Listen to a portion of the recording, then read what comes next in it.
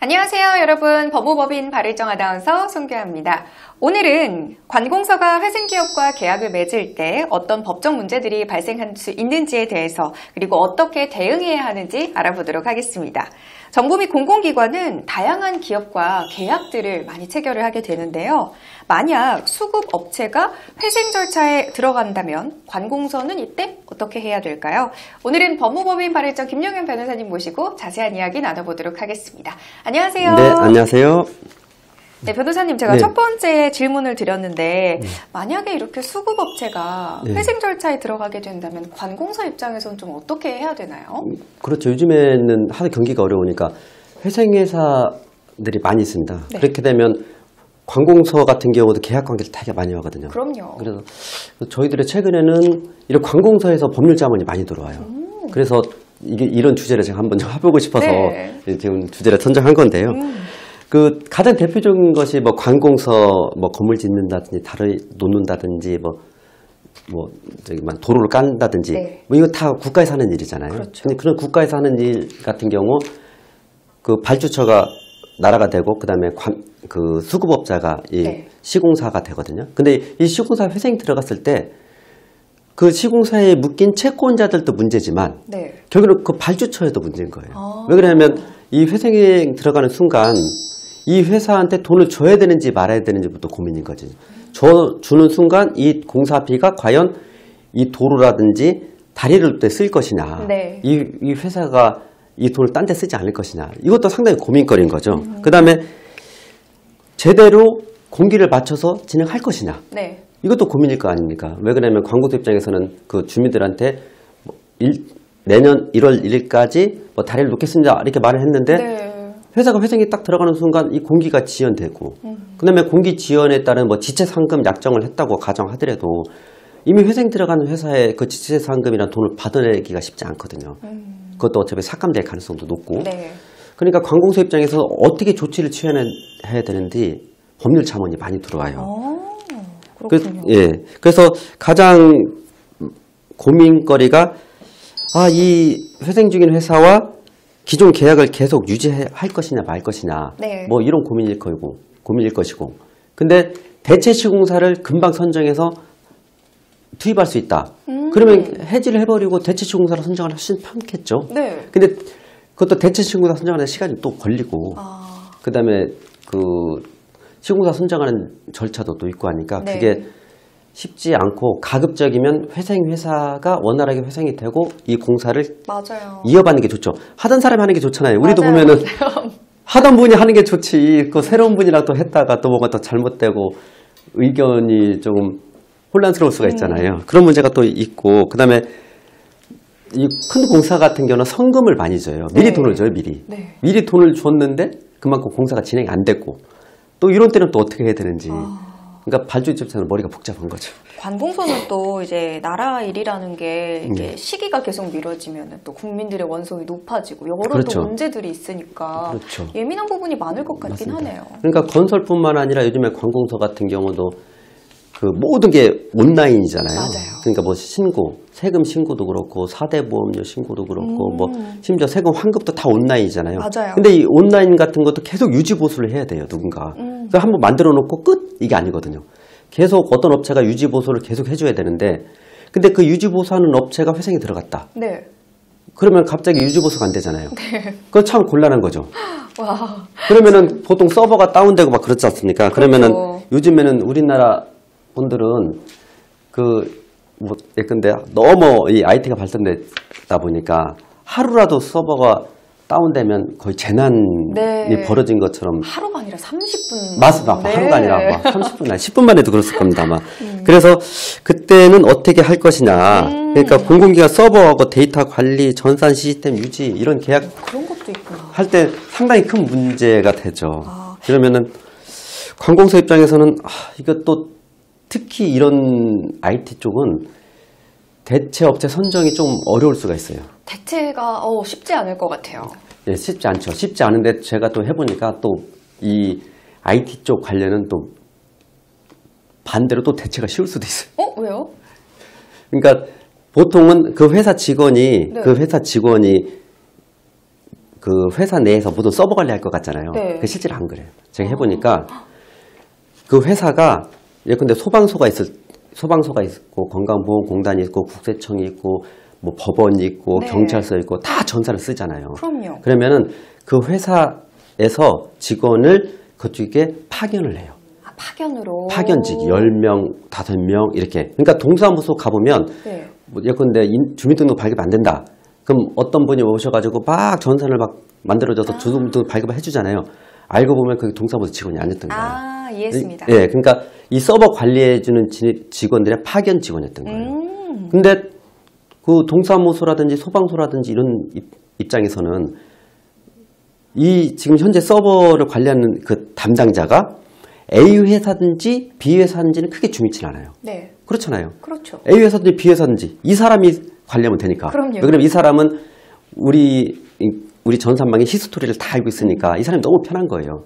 그러니까 제가 해보니까 회생에 딱 들어가는 순간 회사를 바꾸고 새로운 대체 사업자를 선정하고 이 직원을 여기 퇴사시키고 회생에다 퇴사시키고 새로운 다시. 직원으로 재취업을 시키더라고요. 그러니까 회사 소속만 바뀐 것 뿐이고 그 직원은 그냥 그 직원 그대로 일을 하는 거예요. 그러니까 모든 제가 일을 해보면 네. 상당 부분 우리나라 그 시스템이 고용 구조가 그렇게 돼 있어요. 되게 신기하죠. 그렇게 돼 있어서 그게 어쩔 수 없이 본사 직원인 경우에는 그 본사 직원과 직접 거래하는 데는 아마 바꾸기는 쉽진 않을 거예요. 네. 네, 이 본사 자체에서 그 히스토리를 다 알고 있기 그럼요. 때문에. 근데 파견 근무하는 데는 결국에는 그 파견 근무하는 그 담당 직원이 중요한 거예요. 네. 예, 그렇게 그런 구조로 돼 있습니다, 실질은. 그다음에 의외로 또 물건을 관공서 납품하는 경우가 많아요. 뭐 네. 대부분의 무슨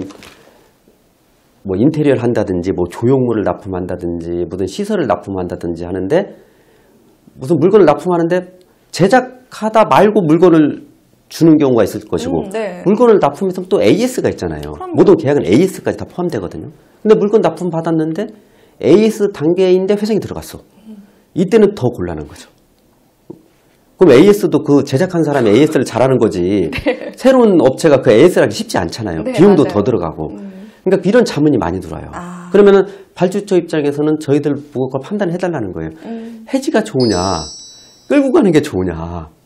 그러니까 저희들 또 여러 사례를 보면 이런 회사 같으면 내 생각엔 해지가 나을 것 같다. 네. 돈을 조금 덜 들더라도 들더라도. 대체 사업자 선정을 해서 빨리 해지하는 게 좋을 것 같고 이런 업체 이런 성질의 계약은 그냥 유지하는 게 좋을 것 같다. 네. 어떻게든지 달래서 어떻게든지 달래가지고 그렇지. 끝까지 유지하고 AS까지 다 받아는 놔야 될 것 같다.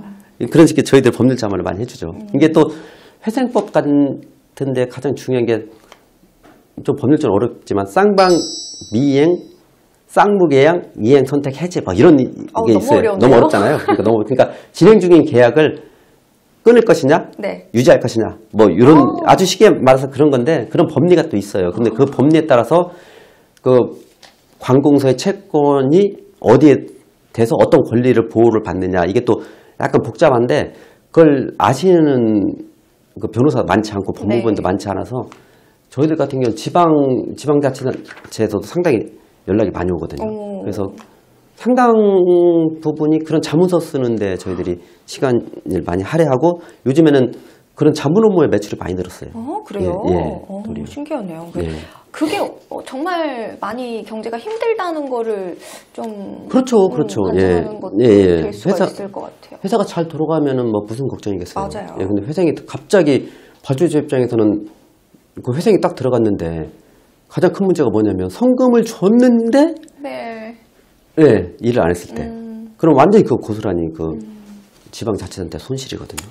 맞습니다. 예. 그렇다면 관공서가 회생기업과의 계약을 해지하거나 변경을 할 수 있는 방법들에 대해 과정에서 좀 설명을 해주세요. 그러니까 회생기업 아까 말씀드렸다시피 결국엔 핵심은 그거죠. 이 회생회사를 끌고 갈 거냐, 네. 버릴 거냐. 그렇죠. 아주 쉽게 말해서 그 말입니다. 끌고 갈 거냐, 버릴 거냐. 그래서 끌고 갈 거면 어떻게든지 회생회사를 살리는 쪽으로 도움을 주는 쪽으로 스탠스를 취해야 되고 그러려면은 돈이라도 현금을 또 미리 주어서 운전 자금을 확보를 해 주어서 이 회사가 돌아갈 수 있게끔 해줘야죠. 근데 아무래도 관공서 입장에서는 모든 게 결제하고 감사를 받지 않습니까? 네. 그러니까 자기가 돈을 주고 싶어도 주지 못하는 거죠. 그러니까 어떻게 하면 돈을 줄 수 있는지, 어떻게 하면 뭐 근데 대체 사업자를 어떤 절차를 거쳐 바꿀 수 있는지에 대해서 뭐 그 발주처에 있는 담당 공무원도 겪어보지 못한 일이잖아요. 네, 맞아요. 그러니까 그런 부분 항상 법률 자문을 많이 요청을 하죠. 예. 그러면 말씀을 하셨던 것처럼 관공서에서 법률 자문을 많이 하고 또 그런 부분에서 매출이 늘었다라고 네. 이야기를 해주셨는데 실제로 이제 딱 상담할 때 자주 하는 그 질문 리스트들이 있을 거 아니에요? 그렇죠. 어떤 질문들? 그러니까 지금 뭐 좀 나오긴 했는데 예, 이야기가. 나한테 한번 자세히 한번 좀 말씀드리면 네. 계약을 해지할 수 있느냐? 네. 반대로 회생회사가 우리 계약을 해지할 수 있느냐? 또 상황이 다르니까. 반대로. 양쪽이니까요. 네. 누가 계약을 해지할 수 있느냐부터. 그렇죠. 그 법적 요건이 무엇이냐. 그런 게 또 문제가 되고 이 사람이 원래 계약이 100% 계약인데 한 70% 이행을 했다. 그건 원래 70% 기성금이 나가야 되잖아요. 네. 근데 그 발주집에서는 불안한 거예요. 돈을 70%다 주는 게 맞는지, 돈을 다 줬다가 거기서 스톱시키면 어떻게 되는지, 스톱시키면 나중에 30%를 딴 업체에 대처업자 선정해야 되는데 그 손실은 누가 떠안아야 되는지, 네. 그리고 기성금을 줘야 되는지 이런 문제고, 아까 말씀드린 대로 또 성금을 줬는데 그만큼 성금만큼 일을 못했을 때 이걸 소송을 걸어야 되는 건지 법원에 회생 법원에 쫓아가서 신고를 해야 되는 건지 뭐 이런 또 이슈가 많이 있죠. 그다음에 대체업체를 선정할 때 이거 진짜 여기 제일 고민인 거죠. 대체업자 선정 과정에서 네. 왜 그러면 대부분 공무원 같은 경우는 일하던 사람이 하는 게 좋잖아요. 그럼요. 왜 의사소통도 잘 되고 네. 하니까. 그래서 대체업자 선정을 가급적이면 잘 안 하려고 많이 해요. 그럼요. 너무 피곤해진 또 일이고. 그렇죠. 상당히 힘든 일이에요. 네. 피곤한 일이고 새로운 업체 입장에서는 남이 하던 일을 받아서 하는 거기 그게 더 아니잖아요. 짜증나잖아요. 그렇죠. 저도 해봐서 압니다. 남들이 소송을 해서 하다가 네. 회생하다가 도저히 안 될 것 같으니까 우리 사무실에 넘기면 되겠냐. 네. 이렇게 하면 돈도 제대로 못 받아. 맞아요. 남이서 처음부터 일을 잘못해와가지고 다시 바로잡기 때 힘들어. 맞아요. 그래서 저희도 항상 고민이에요. 이것을 받을까 말까. 네, 그렇게 하고. 네. 그 다음에 계약 금액을 좀 조정 가능하냐. 납품기일 조정 가능하냐. 왜냐면 계약서대로 이행을 해라. 만약에 그 계약서를 이행을 못하면 지체상금이 또 발생된다. 지연배상금이 발생된다.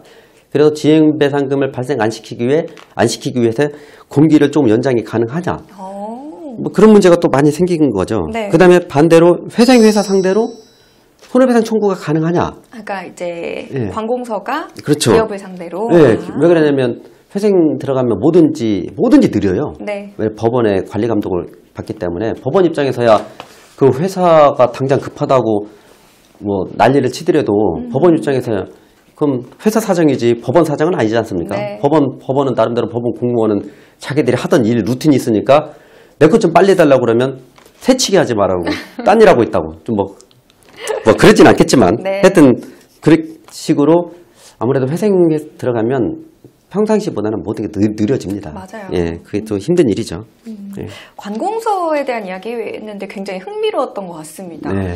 이 유튜브를 보시는 관공서 직원분들, 공무원분들도 계실 수도 있어요. 그렇죠. 고민하시는 예. 분들도. 그렇죠. 예. 또 이게 직원 입장에서 공무원분들은 엄청 스트레스 받으실 거란 말이에요. 제 생각은 엄청 스트레스가 네. 있습니다. 내 일이 아니고 나란 일인데도 내 업무니까 어깨가 무거운 거죠. 그리고 관공서 제 자문해보면 좀 힘든 게 또 뭐냐면 그 담당 공무원분들을 이해시키는 데 상당히 힘들어요.